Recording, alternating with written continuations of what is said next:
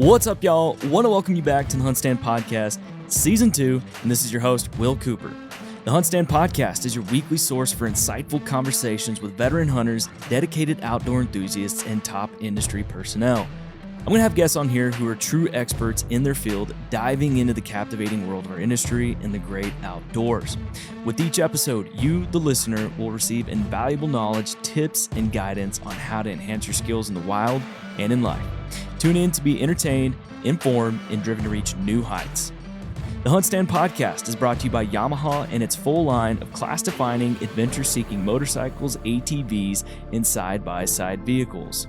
The HuntStand Podcast is also brought to you by Springfield Armory and their lineup of Model 2020 Waypoint rifles. And finally, the HuntStand Podcast is brought to you by StealthCam. It's never been easier to go wireless with the Command Pro app. Capture high-quality photos and videos of all the action wherever you hunt with StealthCam's advanced cameras and data plans tailored to your needs. So make sure to check out their website today, stealthcam.com. HuntStand Podcast, Season 2, buckle up. It's going to be a good ride.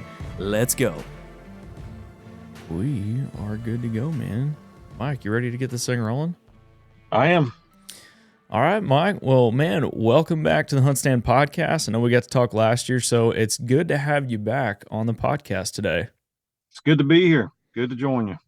Now, you're out in Florida chasing some birds right now, aren't you? I am. I'm sitting here in my truck in I guess, north central, northeast Florida, participating in a veterans wounded warrior hunt. It's been pretty cool. We got one bird left to get for a gentleman. We hope we can do this afternoon, and then we'll wrap it up. Sweet. How's the hunting been? It's been good. It's super, super hot. It's like I'm looking at my real feel is 102 right here. But the afternoons are pretty brutal. The mornings have been nice. We killed we got several birds yesterday afternoon, but they didn't turn on until really, really late. So it made for a long afternoon, but it's been fun. There's less, there's other things to worry about on hunts like this, and it's humbling to be able to spend time with these guys that have given so much. And had a great hunt this morning. The hunter that I had, he was done in 15 minutes. Bird hit the ground, read the script, was standing in down the gun barrel. It couldn't have been 15 minutes after his feet hit the ground. So he was super excited. First Osceola for him, and yeah, so it's been cool. Sweet. That sounds like a good time, man. Well, man, I want you to introduce yourself to the listeners out there. We've had you on here before. A lot of people know who you are, but for those that don't, kind of give us that 30-foot tree stand view of who you are, Mike. I'm just a kid that grew up in Virginia that loved to hunt and fish, and was always infatuated with the outdoors and animals and plants. And I wanted to understand everything that I was looking at. I wanted to be able to identify everything, and it just kind of led me down the path of science, man. I've always been a science geek at heart, and kind of meshed that with my love for wild turkeys, and it's allowed me to chase and do something that I really enjoy, which is study this bird. Now, tell us where you currently work? I'm a professor at the University of Georgia. I've been there, I guess I've been there about 10 years now, maybe a little more. And before I went to UGA, I was a professor at Louisiana State University. So this is actually the 30th year I've studied wild turkeys. Wow. So I've been in this game a long time, and every time I say that, it makes me realize how old I am. You only got a couple of gray hairs, not too many, right? Yeah, more than the camera shows. Trust me. Well, man, definitely everything you've been doing for the wild turkey has been awesome, and that's what we're here to talk about today. And specifically, I want to talk about the gobble. A lot of us that hunt them and chase after them this time of year, I think we hear it, we love it, it gets us excited. There's a lot of people that understand the gobble, they know what it is, and then there's some people that they may not necessarily know, and there's a lot more to the gobble than I think a lot of people know. And so I guess to kind of start this thing off, tell us about like what is the gobble and what are the reasons why a turkey gobbles? Yeah, sure. I mean, most of us think about a gobble and we think, well, they do it during the spring and they're doing it to attract hens, and that is partially true. They are gobbling as a way to attract attention. They also gobble to kind of maintain their social hierarchies, if you will. Turkeys have pretty pronounced dominance hierarchies and social hierarchies, and where you've got some birds that are socially dominant to other birds. So in some ways the gobble is used as, hey, I'm still over here.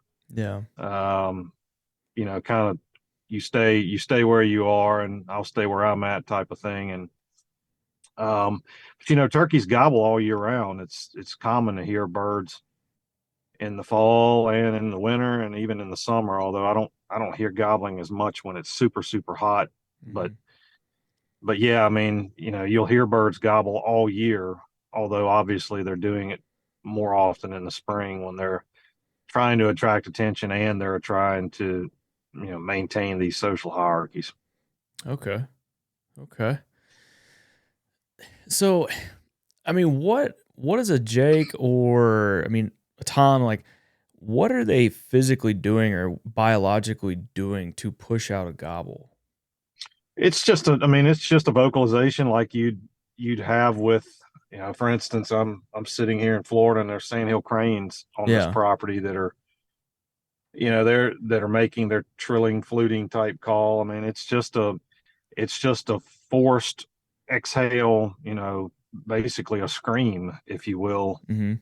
that, and if you kind of think about it, the way, turkeys all have a unique voice. We tend to think of them as all sounding the same, but in their world, they can identify each other based partially on their voice. So, gobbles are distinctive calls, and I think all of us have been out there and heard birds that had an odd sounding gobble, but we don't hear the call the way the birds hear the call. So, it is this forced exhale, explosive scream, if you will, that the birds are making, and some of them are much shorter and much longer than each other. But yeah, it's a pretty interesting vocalization. If you look in the bird world, there are a lot of birds across the world that have those types of calls, those super, super, explosive boom Yeah. calls, and then it's over with.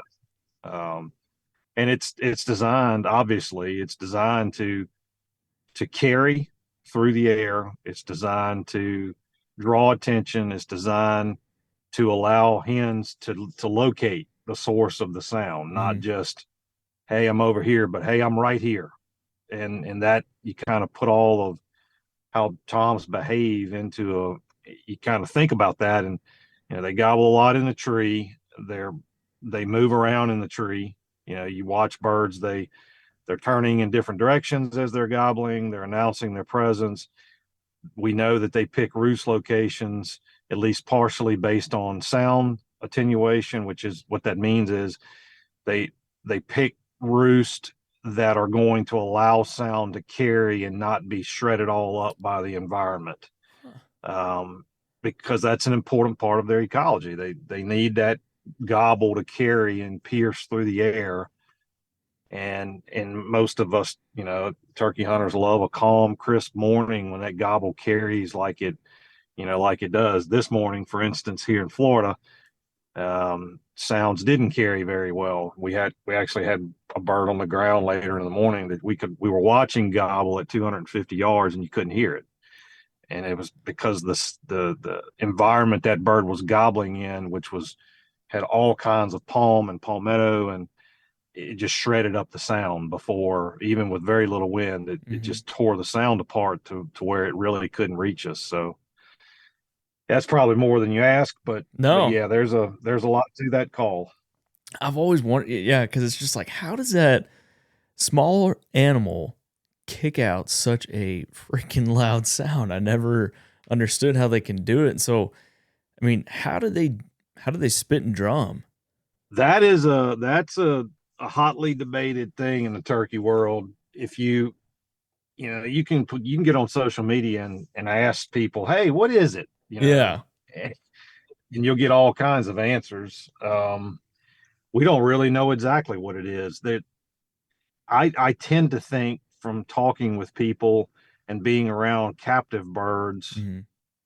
that it's like a force type of exhale, like a chuff, like a huff, almost like you're, type of thing. Yeah. Um, but there's a lot of variation in it too. In fact, the bird that we killed this morning, his drum didn't sound like many I've heard. It was more of a chug, almost like uh, you told somebody something that they were skeptical about, and it didn't have the vibration. It just had the huff, Yeah. if you will.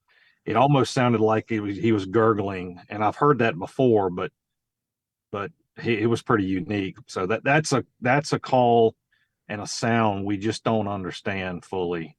But it seems to me to be something that's an exhale that the bird forces out, that is variable from one bird to the next, which I think is partially why sometimes you can hear it and feel it, and sometimes it's not as noticeable to you. At Yeah. least to me, I can hear it and I can feel it when the bird is close, but I'm not really good at telling the direction that it came from unless the bird is super close to me. Mm-hmm.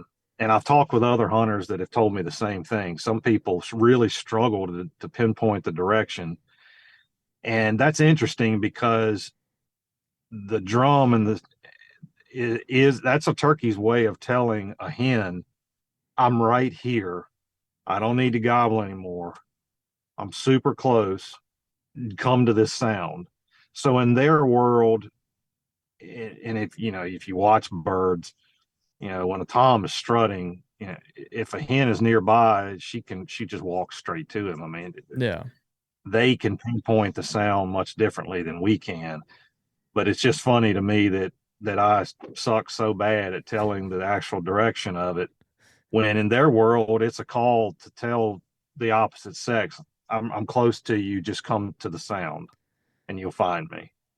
Man. Yeah, I've struggled as well at times where I will think when I hear that spit and drum, I'll think it's, up and to the right of me. And then all of a sudden I look over and this bird's to the left. Like it just came out of nowhere. It's like, you just feel it I do the exact same thing. Yeah. Yep. You just feel it in the ground. You feel it in your body. Like I've been going with a friend that he hasn't killed one. And we were out Saturday morning and we had one starting to come in and you could feel it. And he goes, what is that? I go, that's spitting and drumming, man. Like that bird's getting close. And he's like, whoa. So yeah, it's hard to tell sometimes. I'm always off by about 30 or 40 degrees. If I think the bird's straight in front of him, like you say, he's off to the right or he's off to the left, or I'm always off. And I have a couple of friends one that I hunt with fairly regularly. He can't hear it. Really? He can't. Yeah, he has no idea. You can actually tell him, hey man, I hear him drumming, and he's like, okay, I trust you, because he has no clue and has never heard it too, which is really interesting. Just too low of a frequency, or I guess. And he, when a bird gets really close to me, I feel it, it's like you suck it into your lungs. And I joke with him all the time, because he is a really good turkey hunter. I was like, man, you'd be hell on wheels death if you could pinpoint, that, because you're pretty good at everything else, but you're missing out on something that's really special, because you can't hear it. So I'll josh with him every chance I get about it. But yeah, he has no idea. He has no clue that they're doing that behavior. Dang, man. Yeah, it's always awesome to get to hear him spit and drum. So next question I got is, what are all the known reasons for a tom to gobble? And the reason I ask is, pretty recently there was a video that showed an eagle attacking a tom, and he was gobbling at this eagle. Do they often gobble in defense during threatening situations like that, or is that just kind of one of those one-off things? I have never observed that myself, but I've heard other people tell me that they have seen that. Mm-hmm. So I have to think that yes, in some situations a bird decides or it's impulsive to him to gobble back at whatever this thing in its environment is. Um, we you hear shock gobbling all the time. Yeah. What is that? Well, we think that because of the sounds that birds will often respond to, that it's because those sounds are in the same frequency band that the gobble is in or the yelp is in. So owl calls, crow calls, shotgun blast, thunder in the distance, those are all kind of in the same. If you look on you know, basically the frequency band, it's all right there close to a gobble. Mm-hmm. But why a bird would gobble to a threat, I only can surmise that individual bird was prompted to do that's a behavior maybe he's had since he was a younger bird, that he Yeah. gobbles in defense yeah, I don't know. That's pretty cool behavior. And like I said, I've been asked that before, and I've been told by people that the other one I can think about was a friend of mine was out in, I believe he was in Kansas or Oklahoma. I know he was hunting Rios, and he had a hawk swoop down. He was basically on a fence line, and he had a hen and a tom they were working their way towards him, and the hawk came and kind of swooped down at the hen and got her all boogered up, and she kind of got really wiry and was putting and everything. And he said the tom wouldn't gobble to her, but as soon as she would stop calling, he would project the gobble out, and he couldn't figure out what was going on. And the hawk had actually gone and lit nearby, and he's convinced to this day, and this guy turkey hunts all over the place. Mm-hmm. He's convinced that bird was gobbling to that hawk, that's what was occurring, which maybe so. Dang. Yeah. No, that makes sense. That makes sense. Next question I got, and I think I heard you kind of touch on this a little bit ago. Do you think turkeys can identify other turkeys or individual turkeys by their vocalization, or essentially by their gobble? Yes. Yeah. If you look at how turkeys imprint to the hen, they do. I mean, she starts vocalizing to those poults before they're hatched. Mm-hmm. There's a reason that she's doing that. She is imprinting them to herself so that they know her voice. So kind of that transcends their life. If you watch turkeys, if you watch broods as they're foraging, even when they're only amongst their own, in other words, they're only their siblings that are around, Mm-hmm. they vocalize. And then when they get in these larger brood flocks, they vocalize. And when they get in winter flocks, they vocalize. As they're foraging along, they're purring, they're, these soft murmurs. That is a way to keep tabs with everybody. So it's logical to me that they would and do recognize each other based on their voice, which I think, and I'm not the first to say this, or researchers and scientists for decades have said the same thing. That would also kind of jive with the notion that I think sometimes the reactions we get from some birds, particularly hens, is because they don't know who we are, and we're in their environment, and they challenge us because they're like, who is, I don't recognize that voice. Yeah. So yeah, I don't think there's any question the bird can identify individuals based on those sounds. Yeah, they definitely communicate with each other pretty well, it seems. They're a lot smarter than I think we give them credit at times. It's just so complex. We look at their vocalizations through a human lens. And like the late Lovett Williams, once wrote that there were 28 different vocalizations that turkeys make. Mm-hmm. And, I mean, if you think about it, if you sit and listen to turkeys as they're around you, there's just so many subtle variations to their calls, and some are just so discreet and so murmured. And it just, we try to simplify things because that's what we do as people, but it's just, it's so much more complex than we can kind of put our head around. Yeah, absolutely. When we look at gobbling activity too, are there known correlations between predator densities and the amount of gobbling activity? Like if there's more predators, are they going to gobble less, or does that even really affect them? Well, what we have seen is that relationship is not so much about how many predators are out there, but we have clearly shown that as risk increases, whether it's risk from natural predators or whether it's risk from humans, Mm-hmm. that does affect gobbling activity. And we've also shown pretty clearly that hunting activity and the risk associated with our pressure by far trumps natural predators. In other words, we have a much greater magnitude of effect on their gobbling activity than everything else in their environment.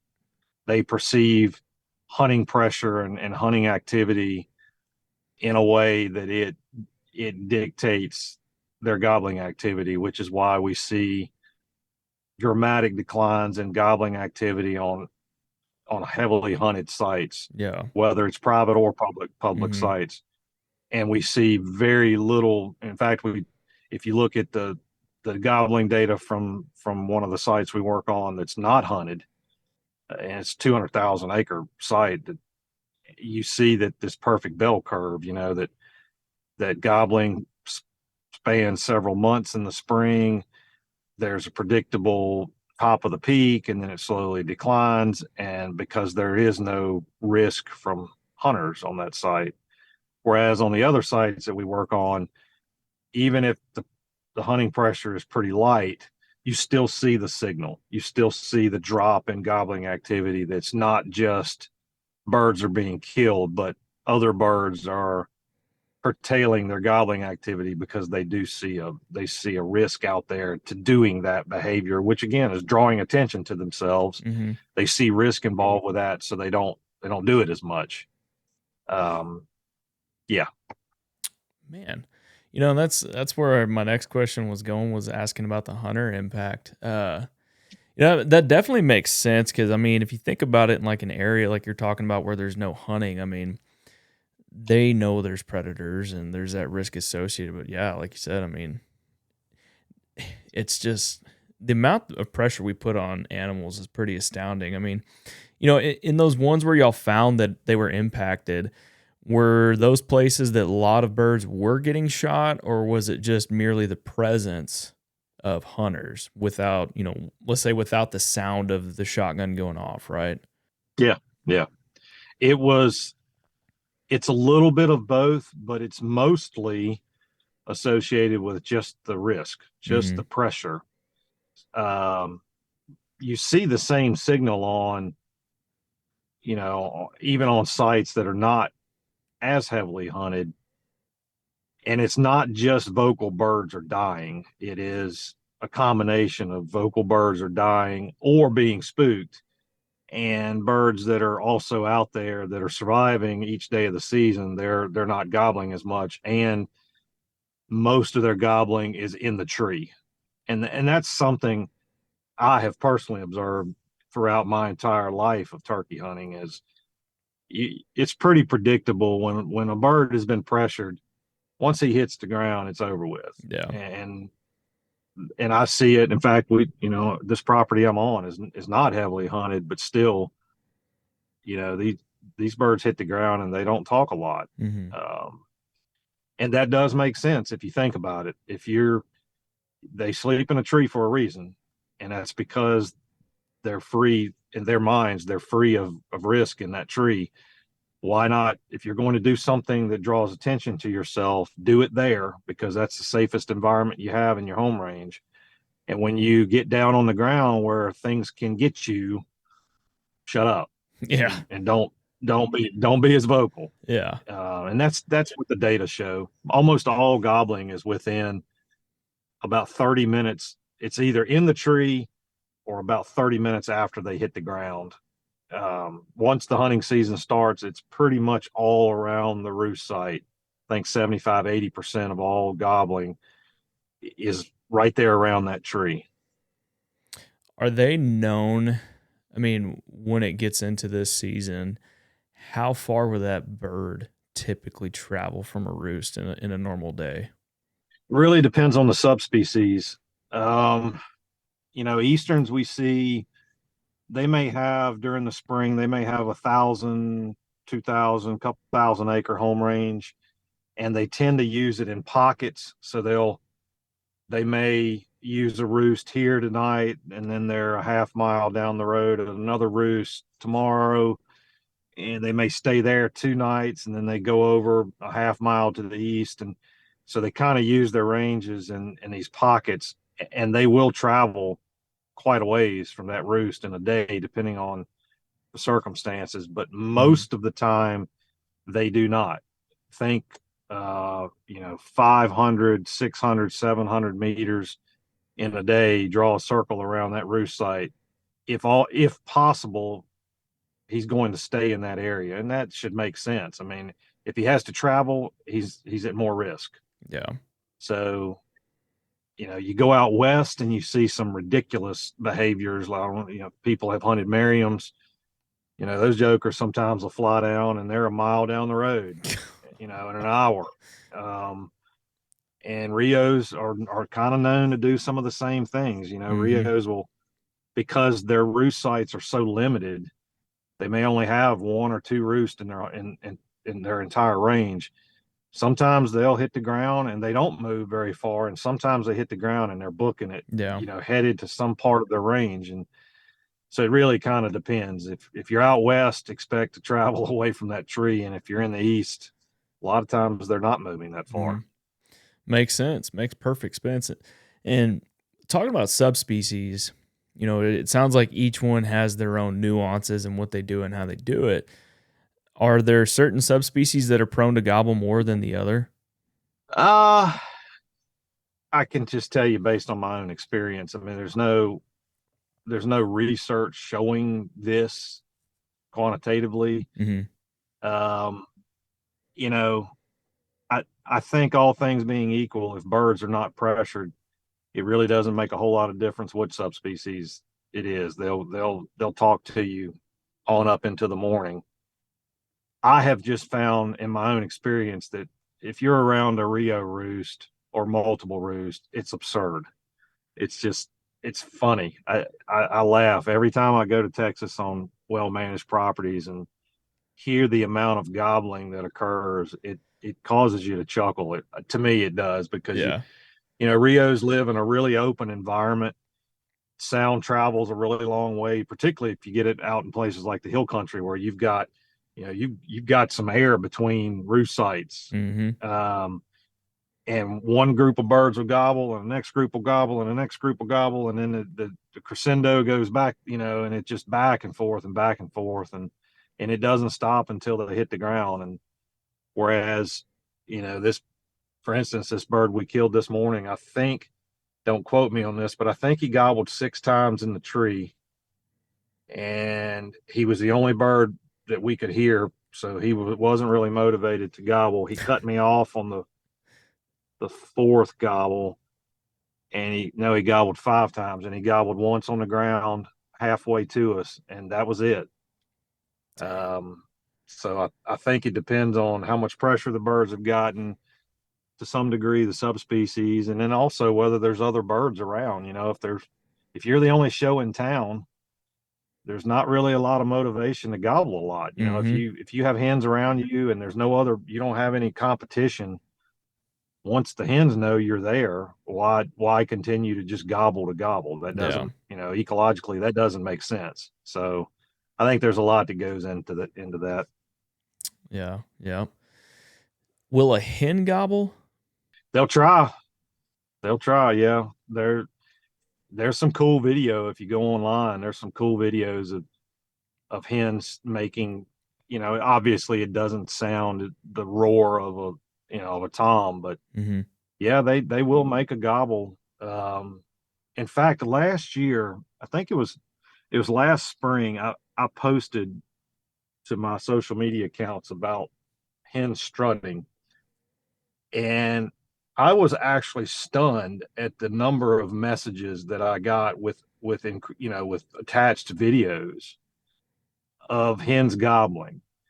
And it was really interesting. And that's one of the, as an aside, self-promoting here, but that's one of the things I love most about some of the things I post on social media is that people respond and they have so much information, and it's Yeah. awesome. It's like, I've seen this once and holy cow, there's 500 messages with I saw this, and it just speaks to how variable this bird's behavior is. And yes, hens will gobble. They'll do it for sure.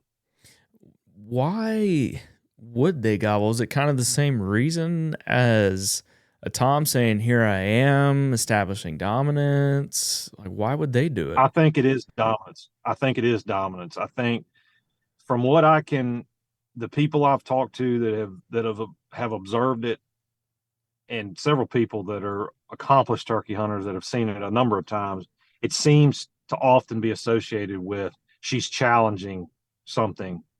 She's either challenging a hen, she's challenging a decoy, she's, she feels that she needs to assert her dominance. And it just, the fact that a gobble can come out when, Mm-hmm. you know, all of her vocalizations are these sweet nothings, these sweet nothings. And then suddenly she gets irked and boom, here comes this thunder. It's really cool. Man, I really want to see one do that this year. And it almost kind of makes me wonder sometimes now that I'm thinking about it, like how many times there's actually been a situation or two where I've had what was a gobble, and a few minutes later, here comes a hen walking in. And it's like, okay, well, Yeah. where was the tom? Where, was it a Jake that was following her? Is he hung up somewhere? Like, what's going on? So now it's kind of got me thinking, was that her? Yeah. I had one do it one time, actually in Florida where I'm at now. And she was coming, she didn't make a gobble, but the sound that came out at the time, I was like, what is that? This was years ago. I was like, what was that? And then it did it again. And I was like, so I started cutting at it. Not, in fact, the first thing I thought was a Jake. It's got to be a Jake. And so I cut at it, and she cut me off, cutting back at me. And then that sound, it wasn't a gobble, but it was, in retrospect, it was it was this chuffing sound. Yeah.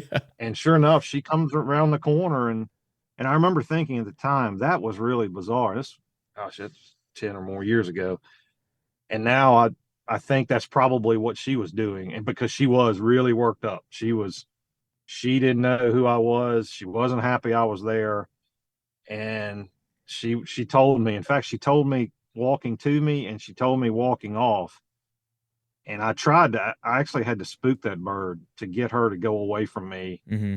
She was really upset. So I think that's probably what I heard was the makings of a half-hearted gobble. Her try. It's always interesting, and I always get a kick out of it when you really get that hen pissed off and she just comes in and she's ready to get after you. Oh yeah. Yeah. Yeah. That's almost as much fun to me as anything about turkey hunting, because you can only imagine what's going through her head at that time, Mm-hmm. And she's putting herself, if you think about it, she's putting herself in a pickle because she is announcing to the world that she's there. Yeah. and she's loud, yap, yap, yap, yap, yap, yap, and for her to do that as subtle as they usually are, as quiet and calm and subdued as their vocalizations are most of the time, and then suddenly you get this obnoxious behavior from them that puts them at risk. I can only imagine how upset they really are to do that. In fact, yesterday, it was funny you brought this up. We had the, if you're a turkey call or a turkey guru, you know the name Paul Buskey, but Oh yeah. he was hunting yesterday with me, and Paul is he's an incredible caller, but he got this hen so mad. She was so mad that and she would challenge him, and of course he would challenge her right back, and she won, of course, because she took the tom with her, and we never killed him, but which just goes to show even the best will sometimes strike out. But yeah, he had her extremely upset, and she was letting him know about it for sure. Dang, I wish I could have been there to see that one. Well, I know we're running close on running out of time here. So kind of the last one I want to ask you, Mike, is it possible to differentiate between Jake and Tom gobbles? And the reason I want to ask you that is I feel like, in my personal opinion, I feel like you almost can. It's like, that almost sounded like a Jake. They just kind of have that that Jokerish vibe to it. It's like, that sounds like a Jake, or definitely a group of Jakes coming in. But how, or I guess what the best way to ask this question is how do you differentiate between those two? I think most of the time, and somebody listening is going to pick me apart, so I'll qualify it. I think most of the time you can tell pretty easily. Obviously, I have seen Jakes that had a gobble that completely fooled me, like completely fooled me. Yeah. When they walked up, it was like, wow, the safety's about to click off. And then I realized it's a Jake. I'm like, no, wow, okay. But I've had many more instances where I think that sounds like a Jake. And then a minute later, yep, that's a pair of Jakes. The gobble followed by the yelp, which I've actually heard Toms do as well. The staccato, that really raspy kind of, it's falling apart on them as it's coming out. Yeah. He's going through puberty. Yeah. But I have, and you hear on social media sometimes, if he can talk like a man, he can die like a man type of thing. And whether you agree with that or not, you will get fooled sometimes. You'll get a Jake that just has a thunder, but most of the time, I'm sitting here thinking back through the years, I can remember a couple off the top of my head that were Jakes that completely fooled us, and one time, in fact, cost me a lot of hunting time one morning, and it ended up being a Jake. But most of the time, I think it's pretty clear what you're dealing with. Yeah, you can always tell. It's just like you said. It's like that gobble just wants to fall apart on them. It's real short, and I guess you could say sharp. Like just the gobbling itself is just like it's a faster frequency, if you will. Yeah. Pow, and it's over with. Yeah.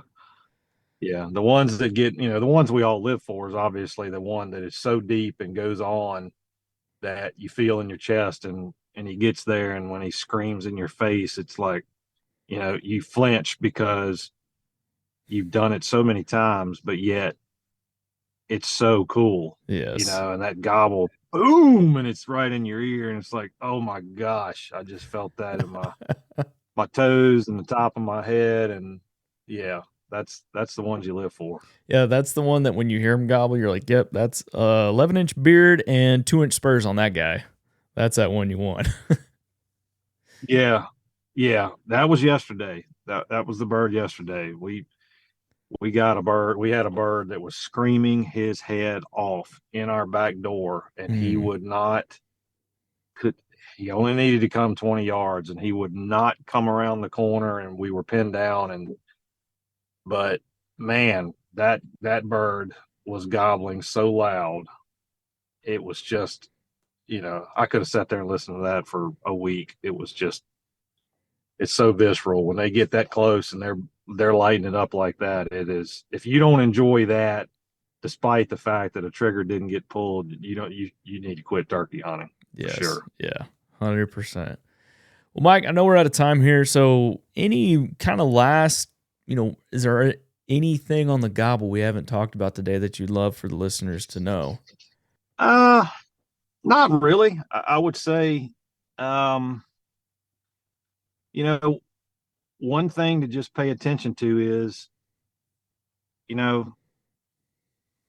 if they shut up on you, sometimes, in their world, the gobble that's the demonstrative, like, hey, I'm trying to draw attention to myself. But if they stop gobbling, don't give up. Yeah. I had that conversation this morning with an accomplished turkey hunter, and I fight the temptation he stopped gobbling, he's walking off. Mm-hmm. No, just understand that gobbling that's the start of the dance. And if you're patient, sometimes the last part of the dance may not have a sound uttered. Yeah. So if he stops gobbling, just hang in there, because in his world, that gobble is the beginning. The end is more subtle. Not always, but in many cases, the end of the game is much quieter. And so just sit tight. Even if he quits gobbling, don't give up hope. Wise words, my friend. Well, if people want to find you on social media, where can they find you? Yeah, if you're on Facebook, you can just type in my name and you'll find my Facebook page. If you're on Instagram or Twitter, it's at Wild Turkey Doc. That's Wild Turkey DOC. It's all one word. And I actually just launched a website recently too. That's wildturkeylab.com. That's a lab site that's being sponsored by Mossy Oak, and I'm literally putting everything I've ever done on that website. All the research articles I've written with layman's summaries of what we found and why it's important. Every social media post I've ever made, every podcast I've ever given is, we're going to upload that kind of slowly so that Google doesn't penalize us. I'm going to actually create a tab where people can go and kind of read the history of turkey science, where we've been, where are we now, where are we probably headed in the future. And what I really want it to be is kind of a one-stop shop, where if you're interested in turkey science, you go to this website, you click on the search engine, and you can find what you want. And you can find it in an easily digestible, easy to understand, concise way.